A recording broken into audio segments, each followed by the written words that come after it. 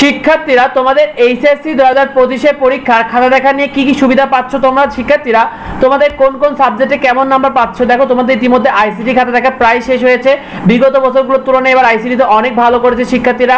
আইসিটিতে তোমাদের এইচটিএমএল করে যাদের একটু ভুল থাকলো, তোমাদের যে ফরম্যাট ঠিক ছিল তোমরা পুরো নাম্বারই পেয়েছো।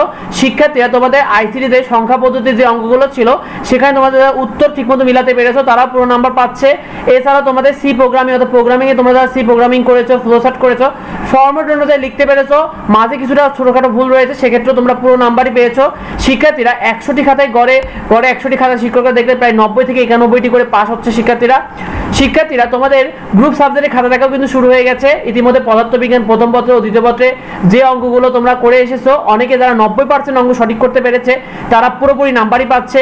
যাদের অঙ্কে অর্ধেক সঠিক হয়েছে বা কিছুটা সঠিক হচ্ছে সেক্ষেত্রে তারা গ নাম্বার হলে 1.5 মার্ক এবং ঘ নাম্বার হলে কিন্তু 2 নম্বর করে পেয়ে যাচ্ছে তার 4-এর মধ্যে। শিক্ষার্থীরা ফেলের সংখ্যা কিন্তু স্বাভাবিক রয়েছে। 100টি খাতায় তোমাদের পদার্থে 15-16টি করে ফেল হচ্ছে, যেটা কিন্তু খুবই স্বাভাবিক। শিক্ষার্থীরা তোমাদের রসায়ন প্রথম পত্রের খাতায় কিন্তু নাম্বার বিগত বছরগুলোর মতোই শিক্ষার্থীরা পেয়েছে, তবে বিক্রিয়া বা সংকেতে কিছু ব্যবহারে কিছুটা ভুল থাকলেও নাম্বার শিক্ষক অনেক ভালো দিয়েছেন। ফেল এর সংখ্যা স্বাভাবিক রয়েছে, এখানে 100টি খাতায় করে 14-15টি করে ফেল আসছে।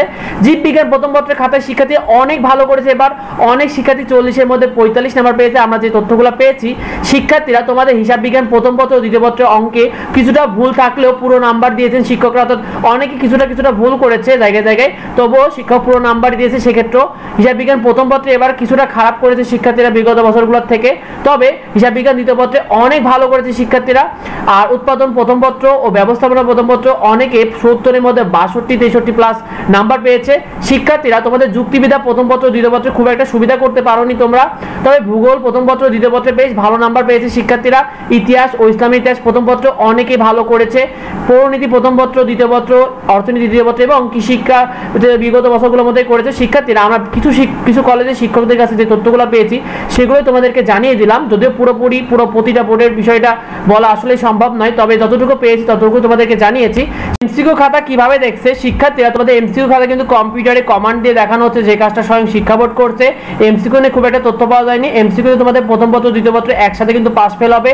সেক্ষেত্রে মনে করো যেগুলোতে 30+30+ এমসিকিউ 30 মার্কের এমসিকিউ রয়েছে সেখানে তুমি প্রথম পত্র দ্বিতীয় পত্র মিলে মোট 20 নাম্বার পেলে পাস করবে, আর যেগুলোতে 25 রয়েছে সেগুলোতে তুমি মোট 18 নাম্বার পেলেই পাস করবে। তো ভিডিওটি পর্যন্তই।